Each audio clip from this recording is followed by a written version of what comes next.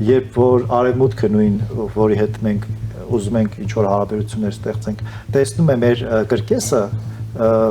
և այդ կրկեսի ղեկավար որպես առաջի դեմքին, ինքը հասկանում է, որ այս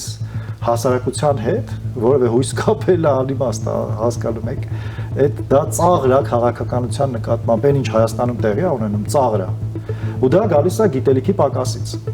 գիտելիքի պակասից բոլոր շերտերում և մինչև առաջի դեմք, այն որ մեծ խոսում ենք, որ կրթությունը նորարար է և այլն, այդ միայն բառեր է, պետք է քաղաքական հասունություն և գրագիտություն ունեցող մարդկանց թիմ, որը հստակ ծրագիր կունենա, որը այդ թիմում չի ունենա մռայլ անցյալ ունեցող մարդիկ, որը այդ թիմում կունենա քաղաքական խոսք ասող առնվազն 20-25 հոգի